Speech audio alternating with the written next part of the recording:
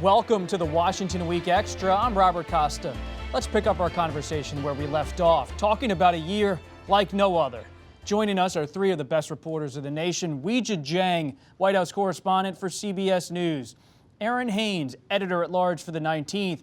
And Balz, chief correspondent for the Washington Post. Welcome to you all. Errin, let's begin with you. We were talking a little bit about President-elect Biden and Vice President-elect Harris on the broadcast. But what do you see as their main challenge heading into 2021? Well, I think confronting the dual pandemics of coronavirus and systemic racism are going to be among their biggest lifts coming into office. And that is a job that has been made harder by outgoing President Trump, who has downplayed both the virus and the systemic racism that was present before the pandemic, and that certainly we saw is present to some degree in our country, and that showed up in this election, in the final days of this election, and even on the other side of it. And so, trying to unite the country is going to be more than a notion. We have a deeply divided electorate. We still have a divided Congress, and so with our politics still so racially polarized, that will affect every aspect of what it is that this administration is trying to do, particularly on the pandemic, which we know has been politicized. And so, again, the notion of whether we're all in this together as a country in confronting this pandemic from both a public health and an economic perspective is going to be an open question that they will have to confront on day one. Weijia, how does 2021 change for you, moving from covering the Trump administration to whatever comes next? I think covering the Trump administration has been a once-in-a-lifetime experience because President Trump is a once-in-a-lifetime kind of president. And so because he's the only one that I've covered in this capacity, I think it's going to be a culture shock for me and for all of my colleagues as we continue to report and perhaps cover President-elect Biden. And, one thing that I will say the president is right about is his willingness to engage and how often we see and hear from him. And it's almost become an expectation from both reporters and from the American public to hear directly from him so often, although that has not been the case since he lost the election, I will say. So I think just, recalibrating and understanding what a new administration how it will operate different will be really critical because we've already seen such drastic differences with regard to these two teams and how they will, for example, control their message.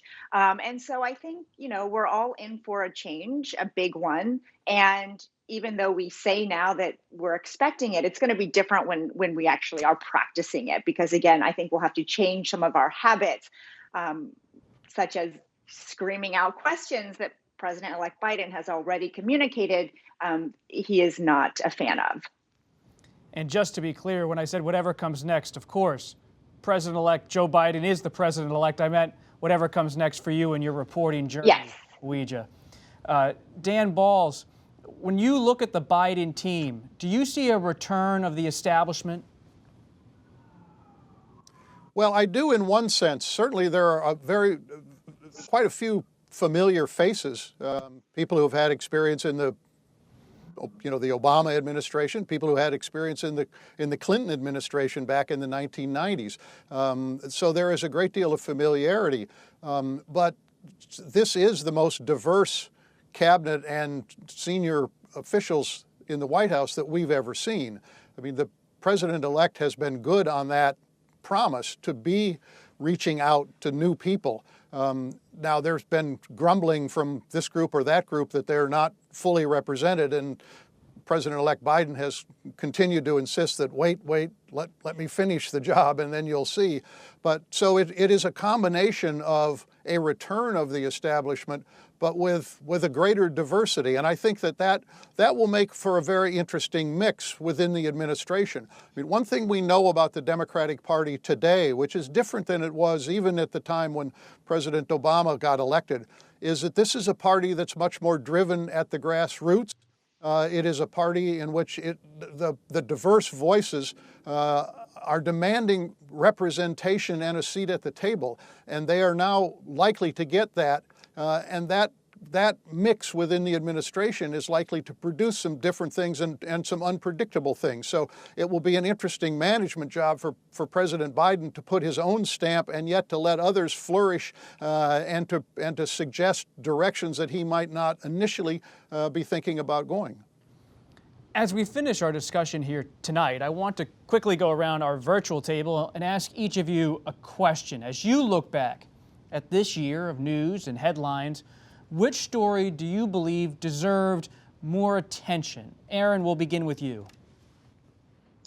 Oh, Bob, there were so many stories that got dwarfed by the pandemic this year. And what I think I would say is a story, it's not that it didn't get attention, but it's a story that I hope continues to get attention and coverage headed into 2021. And that really is the issue of voting rights, which we saw on full display in this election cycle. It was already a concern among voting rights activists. You had the passage of Congressman John Lewis, perhaps the most prominent champion of voting rights, who died during this pandemic. Voter suppression was front and center, even as voters were determined to cast their ballots in what they felt like was going to be the most consequential election many of them would ever live through. And so we cannot, as a political journalism class, leave this issue to the next election cycle. We should certainly be asking what our elected leaders are going to do to make this a freer, fairer, and more open democracy for Americans going forward, and not really letting this languish for another 4 years, and telling the truth about what voter suppression and what voting rights looks like in the 21st century. What about you, Weijia? What's your take?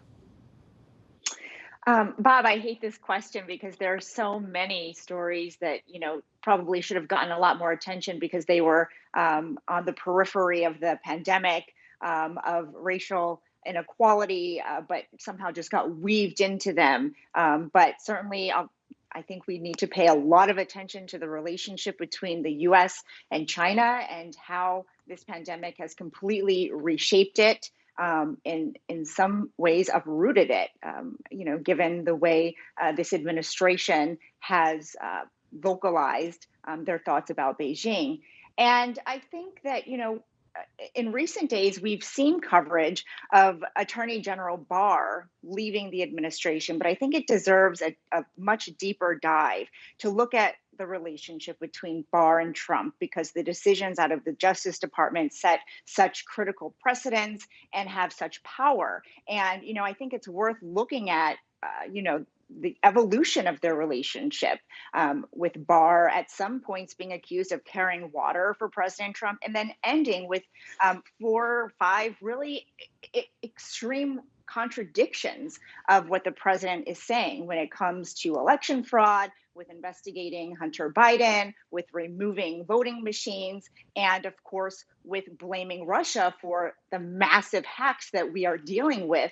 And all of these things, again, are against what President Trump has said. But I think you have to look at what has happened between these two men, and the things that we don't know are probably really critical as well. So again, I wish you didn't ask this because there are so many other stories to add to this list, but those are just 2.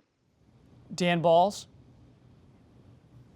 Bob, 2 things come to mind, and as both Errin and Weijia have said, it's not as though these things have not gotten attention, but I think that they deserve more attention.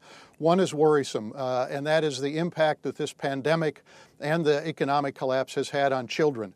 What we know so far is that there is a potential long-term impact on many children who are having to learn in a virtual environment. And one of the things that we're seeing is that there are many more students who are not being able to take full advantage of it for a variety of reasons. This potentially widens the gap between haves and have-nots. Both the intellectual and social development of children is vitally important, as we all know. And it's a story, I think, that, as I say, has gotten some attention, but I think it deserves more, and will have to have more going forward. The one hopeful story that I think has not gotten as much attention as it deserves has to do with some of the cultural institutions in this country.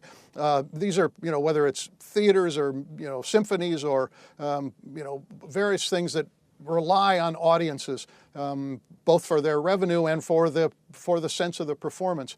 These groups have made a remarkable pivot, and now there is an amazing amount of art and culture and music available in a virtual environment. Every day, every week, every weekend, there are things that can be done. And I think that the way that they have changed what they are able to do while struggling financially in enormous ways is a tribute to them and to the society as a whole. And so I would say hats off to them, and they deserve more attention. I agree. It's sad to walk around my favorite neighborhoods in Washington and see those empty theaters, those empty concert venues. One story I'd just leave with that probably deserves a little bit more attention is the left wing of the Democratic Party. The last trip I took on a commercial airplane before the pandemic was to go see Senator Bernie Sanders in Vermont. That left wing of the Democratic Party came close to winning the nomination. It's going to still be around for Biden and Harris in 2021. We'll all have to keep an eye on that. Could be a big story once President Trump slightly leaves the scene.